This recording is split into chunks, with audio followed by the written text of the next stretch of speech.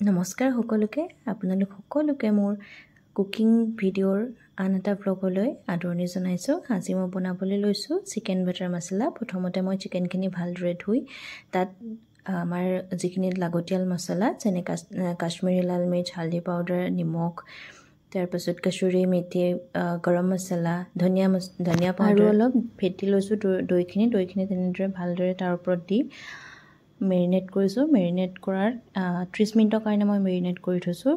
তাৰপাছত আমি এইখিনি হৈছে এনেকৈ মেৰিনেট কৰি থোৱা চিকেনখিনি। তাৰপাছত মই এখন লোহাৰ কেৰাহী ল'ম। লোহাৰ কেৰাহীত খানা বনালে ভাল হয় বুলি কোৱা শুনো। তাৰপাছত এই কেৰাহীখনত অলপ ভালদৰে গৰম হ'বলৈ দিম। গৰম হোৱাৰ পাছত এইখিনি হৈছে আমাৰ 30 মিনিটৰ কাৰণে যিখিনি মই মেৰিনেট কৰি থৈছিলোঁ সেইখিনি চিকেনখিনি দিম। চিকেনখিনি বনাবৰ কাৰণে বাটাৰ লৈছোঁ। বাটাৰৰ 3টা কিউব তেনেকৈ মই দি লৈছোঁ। দি হোৱাৰ পাছত যেতিয়া গলাৰ পাছত চিকেনখিনি এপিচকৈ ধুনীয়াকৈ ভাজি ল'ম। এই গোটেইখিনি ভাজি হোৱালৈকে যেতিয়ালৈকে মছলাখিনি ভালদৰে সোমাই নাযায় তেতিয়ালৈকে ভাজিব লাগিব। সেইখিনি 80% কুক হোৱাৰ পাছত মই উঠাই আনি একেখন কেৰাহীতে মই অলপমান তেল দিছোঁ। তেল দি এচামুচ ঘিউ দিছোঁ, ডাঙৰ চামুচ এখনে।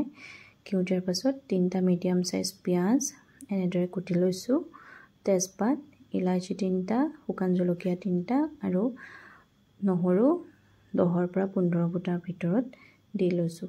এনেদৰে প্ৰথমতে পিঁয়াজখিনি ভাজিম। তাৰপাছত যেতিয়ালৈকে পিঁয়াজখিনি অলপমান গল্ডেন ব্ৰাউন কালাৰ হৈ নাযায় তেতিয়ালৈকে ভাজিম।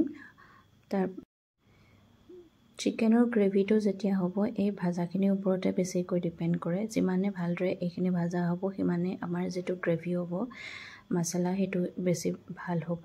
এই অলপমান গল্ডেন ব্ৰাউন হোৱাৰ পাছতে মই বিলাহীখিনি দিছোঁ। বিলাহী মই 3টা সৰু চাইজৰ ইউজ কৰিছোঁ। বিলাহীখিনি ভজাৰ পাছতো অকণমান গলি হোৱালৈকে দিম।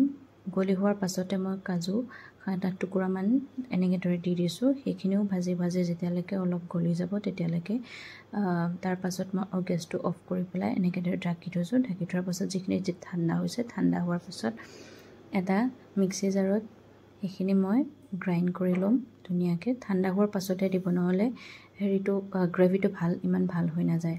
গ্ৰাইণ্ড হোৱাৰ পাছত মই 1 টেবুল স্পুনতকৈ বেছি অকণমান ঘিউ দিছোঁ। তাৰপাছত সেই যিখিনি মই পেষ্ট গ্ৰাইণ্ড কৰি লৈছিলোঁ সেইখিনি মই পেষ্টখিনি ভালদৰে ভাজি ল'ম। অলৰেডি ভাজা আছে কিন্তু ইমান বেছি নাভাজিলেও হয়। যেতিয়ালৈকে সেই গ্ৰেভিটোৰ পৰা তেল ওপৰলৈ উপঙি নাহে তেতিয়ালৈকে মই ভাজি থাকিম। তাৰপাছত ইয়াতে অলপমান মই মছলা এড কৰিছোঁ। কাশ্মীৰী লাল মিৰ্চ পাউডাৰটো কালাৰৰ কাৰণে অকণমান বেছিকৈ ইউজ কৰিব লাগে।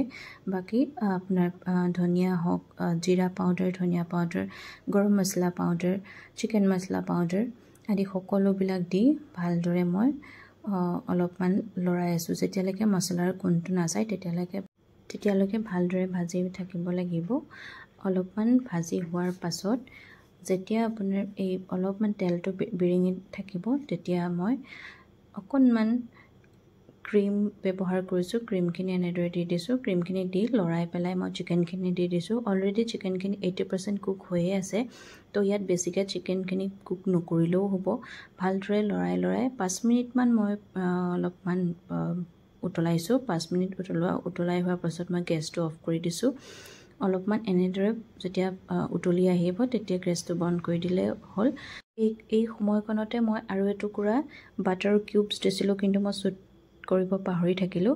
অলপ দেৰি হোৱাৰ পাছত এইখিনি মই গেছটো অফ কৰি দিলোঁ। অফ কৰি দিয়াৰ পাছত এইখিনি অলৰেডি ছাৰ্ভ কৰিব হৈ গৈছে গ্ৰেভিখিনি। তাৰপাছত মই এটা বাউললৈ এনেদৰে কাঢ়ি দিছোঁ। কাঢ়ি দি পেলাই মই এইখিনি আচলতে মই পোলাও লগত মই পৰিৱেশন কৰিছিলোঁ। পোলাওখিনি অলৰেডি আগতে ভিডিঅ' দিয়া আছিলে কাৰণে মানে মই পোলাওৰ ভিডিঅ'টো মই নবনালোৱে, অলৰেডি এইখিনিয়ে বনাই দিলোঁ। এয়া হৈছে আমাৰ আজি পৰিৱেশন কৰিব লগা চিকেন বাটাৰ মছলা। খাইতো ভালেই লাগিছিলে, একদম ৰেষ্টুৰেণ্টত বনোৱা নিচিনাই হৈছিলে। আৰু আপোনালোকেও যদি এনেদৰে বনাই খাব বিচাৰে ভিডিঅ'টো চাই বনাব পাৰে। প্লেইন পোলাও বনাইছিলোঁ মই। প্লেইন পোলাওখিনি আৰু কিনো কৰিম সেইটো কাৰণে ভিডিঅ' শ্বুট নকৰিলোঁ। অলৰেডি আগতে মই ভিডিঅ' কৰা আছে বাৰু। এইখিনিয়ে আজি হৈছে চিকেন বাটাৰ মছলা উইথ পোলাও।